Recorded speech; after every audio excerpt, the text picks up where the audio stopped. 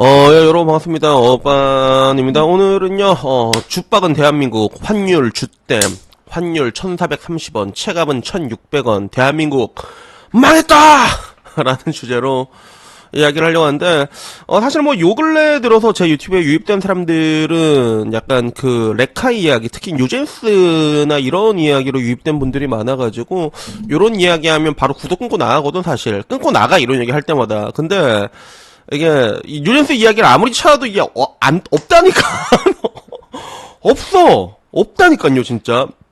그래서 뭐 지나간 거 자꾸 이제 시체 다시 파가지고 예토전생하고, 야 그거는 좀 내 스타일은 또 아니잖아. 그래갖고 일단은 당장 오늘 가장 핫한 이야기인 환율에 대한 이야기를 한번 해보려고 하는데, 우선은 환율에 대해서 어제 라방 내가 잠깐 한국 온 게 아니라 울산 잠깐 와서 라방을 잠깐 했는데, 환율에 대해서 많이 물어보더라고. 앞으로 어떻게 될 거라 보냐라고 얘기하는데, 저는 항상 환율에 대해서 얘기할 때 하는 말이, 그걸 내가 알면 내가 방구석에서 이러고 있겠냐고. 특히나 환율이라는 것들은 예측하기 힘든 부분들이 굉장히 많고 변수들이 굉장히 많고 되게 복합적이거든요. 그래가지고 항상 뭐든지 어떤 사건이 하나 벌어지면 그거를 자기가 보고 싶은 대로 이제 끼워 맞추고, 이래서 떨어진 것 같다라고 해서 그 다양한 심리 같은 것들을 다 끼워 맞추는데, 근데 정확한 답은 이게 내리기가 좀 어려운 경우가 되게 많아. 특히 환율 같은 경우 그런 게 많아. 오히려 주가 같은 경우는 사람들의 그런 기대 심리나 이런 것들이 굉장히 빠르게 즉각 반영이 되니까 그런 게 있는데, 환율은 또 그보다 조금 더 복잡하거든. 그래가지고 일단은 지금 일단 환율이 죽박긴 죽박았는데, 그러면 왜 이렇게 됐는가, 앞으로는 어떻게 됐는가, 약간 큰 그림을 두고 한번 이제 얘기를 하고, 이 환율이라는 거는 우리의 그런 삶과도 많은 연관이 있거든. 금리, 환율 이런 것들은 있다 보니까 여기에 대해서 한번 잠깐 얘기를 해보는 그런 시간을 가져보도록 하겠습니다. 그러자. 예, 이거 DC 실배 올랐던 글이고요. 2025년 10월 12일, 오늘 바로 올라온 거다. 그래서 제목이 환율 1430원 돌파, 체감은 1600원 상당, 관계당국은 뭐 하고 있냐, 이 갸새끼들아. 뭐 갸새끼라고 하진 않았지만, 이렇게 올라와서, 이 내용을 보게 되면, 일단은 환율이 지금 1430을 돌파했다는 거야. 요 며칠 사이에 환율이 굉장히 빠르게 올라가고 있잖아. 환율을 본 사람은 알 거야. 요 며칠 사이에 굉장히 빠르게 올라가고 있거든. 그래서 2025년 10월 11일 현재 원달러 환율이 1430으로 돌파하면서 사실상 이제 1400대가 저점으로 굳어지고 있는 그런 상황입니다. 그래서 지금까지 오랜 시간 동안 환율을 봐온 사람은 알겠지만, 환율의 고점과 저점을 봤을 때 대한민국은 1000이랑 1200 사이에서 굉장히 오랜 시간 왔다 갔다 했거든. 그래서 옛날에 이명박 때만 해도 1200 그 환율을 유지하는 걸 고환율 정책이라고 했단 말이야. 그래서 그 당시에 1200을 고환율이라고 불렀고, 그리고 이 당시에 뭔가 이제 환율을 일부러 높임으로 인해 가지고 우리나라가 수출 드라이브 국가니까 약간 수출 쪽에서 약간 메리트를 많이 챙겨간 것도 사실이었거든. 물론 되게 안타까운 게 이제 그런 것들이 재고용으로 이어지진 않았고, 기업들이 당시에 그거 갖고 전부 다 부동산을 샀지. 그래가지고 이런 식으로 이제 1200이 고점, 첫점, 1000이 저점 이렇게 돼 있는데, 지금 와서는 사실상 이게 1400대가 이제 기본점으로 굳어지고 있는 그런 상황이야. 그래서 1300에서 1400이다라는 얘기가 있었지만, 지금 와서 보게 되면 1300에서 1500까지도 열어놔야 되는 그런 상황이 아닌가라는 생각이 들더라고. 그래서 요걸 봤을 때 단순히 숫자 상승이 아니라 대한민국 경제의 구조적 위기를 알리는 경고음이라는 지적이 나오고 있다. 왜냐하면 장기적으로 봤을 때 환율은 그 나라의 미래와 그대로 움직이게 돼 있거든. 그래서 저도 얘기를 했던 게, 여러분들이 만약에 어떤 나라를 투자를 한다고 했잖아. 그 나라가 발전할 거라고 이게 베팅을 하는 거 아니야? 그러면 환율을 왜 잡냐고 내가 얘기를 했잖아, 옛날에. 그러니까 이 나라가 발전할 겁니다 라고 하고 투자를 했을 때는 환율을 잡을 필요가 없어. 왜? 그 나라 환율이 점점 강해지게 돼 있으니까 환책도 같이 보는 게 정석이고, 마찬가지로 같은 관점에서 대한민국이라는 나라가 점점 죽박을 거다라고 했을 때 원화 가치가 쓰레기가 된다는 거잖아. 그러면 환율이 점점 올라갈 수밖에 없는 거지. 근데 이 가운데 정부는 이걸 침묵으로 일관하고 있고, 주요 언론은 이 심각한 사태를 외면하고 있다는 그런 이야기가 올라왔습니다. 그래서 대한민국의 원화의 가치가 추락하는 데에는 대내외적인 문제가 공존하고 있고, 문제는 실질적으로 정부가 환율 안정에 개입할 여지가 별로 없다는 거다라고 얘기를 합니다. 그래서 이거를, 그러니까 나도 환율 안정에 이게 개입을 하는 게 맞는 거냐라고 했을 때, 특정한 경우를 제외하고는 이게 풀어두는 게 맞거든. 그러니까 이게 개입을 계속해도 근본적인 문제가 해결이 안 되면 돈만 계속 꼬라박는 그런 게 된단 말이야. 외환보유만 아작나게 되는 그런 상황이기 때문에, 일단 지금은 개입할 명분을 찾지 못하고 그냥 환율을 계속 열어두고 있으니까 지금 계속 올라가고 있는 이런 상황인 거야. 그래서 결국에는 환율이 폭등하고 수입 물가, 자본 유출, 신용 등급 하락. 그래서 이 사태가 조금 더 골 때리는 건 뭐냐면, 달러 인덱스가 약화를 보이는 가운데 원화가 주요 통화 대비 역대급으로 약세를 기록하고 있다는 게 이게 문제라는 거예요. 그래서 달러 인덱스란 게 뭐냐면 기본적으로 이제 그 나라를 봤을 때 달러가 있고 뭐 이제 강한 통화들 있잖아. 뭐 이제 강한 통화라는 게 뭐 대충 뭐 유로가 있겠고 그지? 그리고 일본 엔도 있겠고 뭐 스위스 프랑이라던가 영국 스위스는 프랑 아니지? 영국이 프랑인가? 잠깐 헷갈려. 그리고 이제 중국 위안화도 어떻게 보면 강한 통화라고 볼 수 있겠는데 기본적으로 달러 인덱스라는 거는 이 방금 이 주요 통화랑 반대로 움직이거든. 그러니까 달러가 강세로 가게 되면 나머지 이 통화들이 약세로 가고 반대로 나머지 통화가 이제 강해지면 달러가 약세로 가고 원래 이런 관계로 가고 있단 말이야. 기본적으로 이런 틀로 가고 있어. 근데 문제는 지금 달러 인덱스가 약세입니다, 지금. 그래서 여기에 대해서도 설명해놨거든. 그러니까 달러 인덱스는 미국 달러가 세계 주요 통화들에 비해 얼마나 강한지를 나타내는 지표로 쉽게 말해 달러의 국제 경쟁력을 수치화한 거라서 이 지수는 유로, 아까 내가 말한 유로, 엔화, 파운드, 캐나다 달러, 스웨덴 크로나, 스위스 프랑, 스위스 프랑 맞네, 씨. 그런 거. 6개 통화랑 비교해 산출한 거라서 기준값이 100이면 이 100을 중심으로 달러가 강세면 올라가고 약해지면 내려온 건데 지금 이제 98이거든. 98.98이고 상당히 약세인 상황이야. 그러니까 보통 달러 인덱스는 항상 뭐 105 한 요 정도 왔다 갔다 좀 강하면 한 105 정도 나오나? 근데 지금은 100 이하인 경우 되게 약세가 되는데 근데 문제는 달러가 약세가 되면 다른 통화가 올라야 되잖아. 원화도 같이 박살이 나고 있는 거죠. 그래서 여기 기사에서도 미국은 기축통화국이기 때문에 달러 인덱스는 금세 정상화될 가능성이 있다. 그렇게 되면 원화의 가치는 더욱 떨어진다는 거죠. 그래서 지금 달러가 약세지만 다시 달러가 강세가 된다고 했을 때 원화의 가치는 또 어떻게 되냐? 여기서 더 하락하게 된다는 거지. 그리고 한편 유로화 대비 환율은 1664원이면서 2009년 금융위기 이후 최고치라고 하더라고요. 야, 유로가 1600원까지 올라갔단 말이야.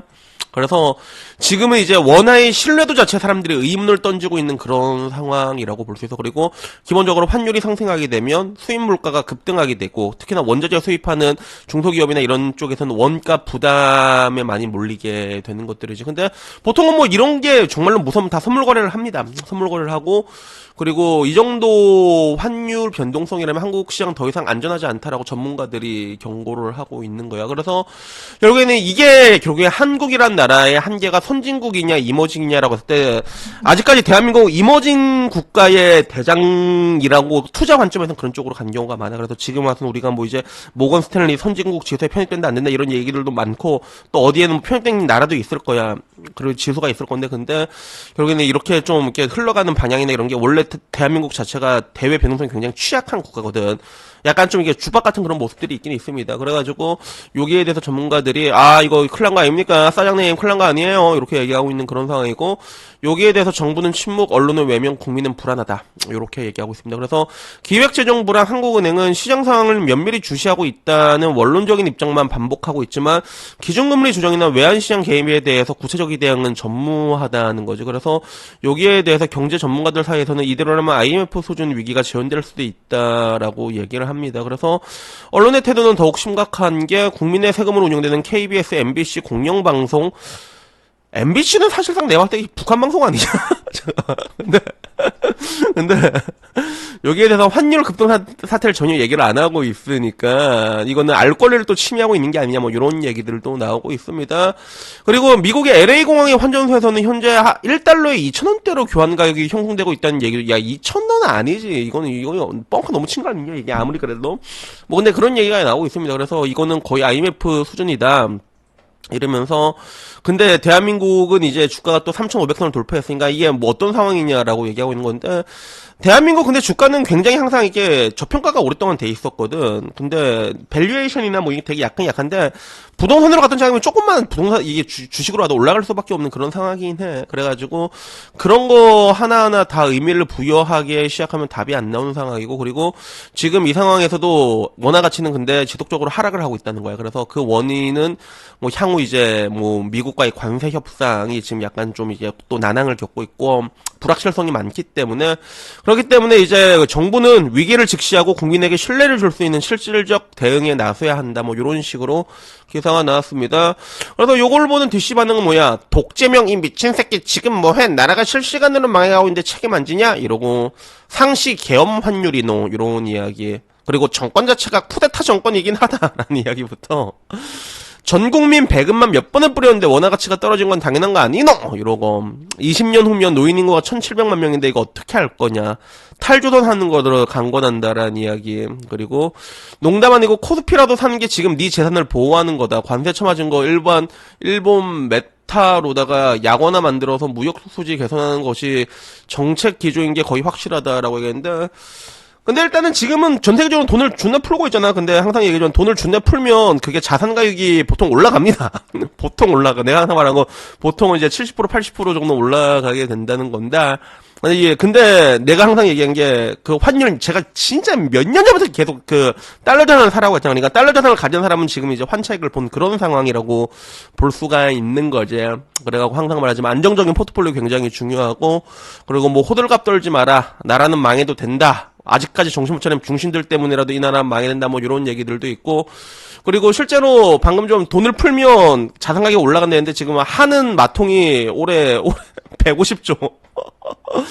지금 하는 마통 존나 많이 뿌려있거든. 그래서 150조 이렇게 썼다고 하고, 그리고 그 와중에 어떤 데에서는 환율 오르는 이유 떴다 이래서 환율을 모르면 왜요 이래서 환율은 국격이다. 국격이 올라서 환율이 올라간다라는 이런 희대의 병신 소리도 하고 있는데, 이것도 어느 사이트냐. 그러니까 여기서도 난리가 났지. IMF 때 한국은 대체 국격이 얼마나 높았던 거냐. 2025년 이 한국 미친 물로켓 새끼. 이런 이야기부터, 그러면 계엄 때문에 국격이 존나 올랐어. 그러니까 계엄 때도 불확실성이 있으니까 갑자기 환율이 확 올랐잖아, 그지? 그런 이야기도 있었고, 펜코에서 본 제일 웃긴 변명, 윤석열이 미리 5년치 경제를 조져서 지금 환율이 오르는 거다. 하지만 코스피는 이재명이 업적이다. 좌표라도 찍혔는지 단체로 저럴래 깜짝 놀랐다라는 이야기부터, 내란 환율과 민주 환율이 같냐? 한 번 더 환율고를 쓰면 민주파출소에 신고할 거다. 민주파출소 신고하면 민주교도소에 들어가서 한 사람 몫을 민주 시민이 되기 전까지 못 나오는 거 알지? 그래서 뭐 요런 이야기들이 있었는데, 우선은 뭐 이게 아까 말한 것처럼 환율 처음 말한 걸로 다시 돌아가면 환율이라는 건 굉장히 복합적인 것들이 작용하게 되거든요. 그러니까 그거를 하나씩 다 끼워서 맞추려고 본다고 해서 맞춰줄 수 있는 게 아니야. 그래서 뭐 돈을 존나 찍어내서 뭐 민생 쿠폰을 꾸려서 환율이 올라갔다. 이거는 이유 중에 하나는 될 수 있지만 정답은 아니라는 거죠. 그래서 대외적으로 봤을 때 일단은 뭐 제가 볼 때 가장 큰 것 중에 하나는 그냥 그거 같아. 그냥 대한민국이란 나라가 가지고 있는 경쟁력이 점점 없어지고 있는 것들이라고 보면 돼요. 그러니까 지금 내가 말한 것처럼 저도 방금 달러 자산 사라 했잖아. 그럼 사람들이 어떻게 해? 원화를 팔고 달러를 살 거 아니야. 실제로 지금 미장의 개인 투자들이 굉장히 많습니다. 돈이 많이 몰려 있고, 사람들이 이제 원화 자산을 이제 선호하지 않는 거지, 더 이상. 그러다 보면 원화의 가치는 점점점 떨어질 수밖에 없는 그런 부분들이 있고, 그리고 지금 현재 미국의 기준금리와 한국의 기준금리를 봤을 때 한국이 더 낮잖아. 그게 있잖아. 그래서 물론 예외적으로 일본 같은 경우는 그렇게 더 낮은 금리가 유지되는 게, 일단 이쪽은 금리가 안 오르니까. 근데 대한민국은 환율이 또 이렇게 올라가 버리잖아. 그러면 여러 가지 압력을 받지. 환율이 이렇게 올라가게 되면 금리를 올릴 수밖에 없는. 왜냐면 물가가 올라갈 수밖에 없으니까. 어떤 은행이든 중앙은행의 제일 가치는 물가의 안정이거든. 금리를 또 올라가게 되면 그럼 또 이제 부동산 같은 경우 또 이제 하방 압력을 받게 되겠지. 그래서 항상 얘기하지만 이렇게 올라간다 해서 떨어지는 게 아니야. 그래서 저번에 보니까 어떤 유튜버가 그 얘기 했더라고. 환율이 올라가면 대한민국 부동산 아작난다라고 얘기했는데, 근데 그게 아작난다가 100%가 되는 게 아니야, 절대로. 그러니까 일단 기본적으로 환율이 올라가게 되면 수입 물가가 올라가고, 물가가 올라가게 되면 금리를 올리게 되잖아. 그러면 부동산 같은 경우는 이제 담보대출 같은 거 보통 변동금리로 이렇게 되다 보니까 금리가 낮으면 사람들이 막 레버리지 끌어쓰고 그러지. 그런 게 있는데, 반대로 이제 이게 환율이 올라가게 되면 금리를 올려야 되잖아. 올리게 되면 이제 이런 것들이 이제 뽀개지기 시작한다, 터지기 시작한다, 이런 얘기들도 있고, 한국은 또 이제 부동산 담보대출 비율이 엄청 높잖아. 뭐 그런 얘기가 있는데, 근데 그렇다고 해도 그게 떨어질 확률이 높은 거지. 뭐 사람들의 기대 심리가 이런 게 부동산이 더 올라간다라고 생각을 가지고 있고, 뭐 공급량은 지금처럼 공급량이 굉장히 없구나 그러면 그대로 흘러가진 않거든. 그러니까 그냥 기본 방향성만 이렇다로 알아두시면 될 것 같아. 그래서 이게 앞으로는 어떻게 될까라고 봤을 때, 앞으로는 저는 항상 말하자면 제가 맨날 뭐라고 얘기해. 대한민국 이미 망했다라고 얘기하잖아, 난 항상.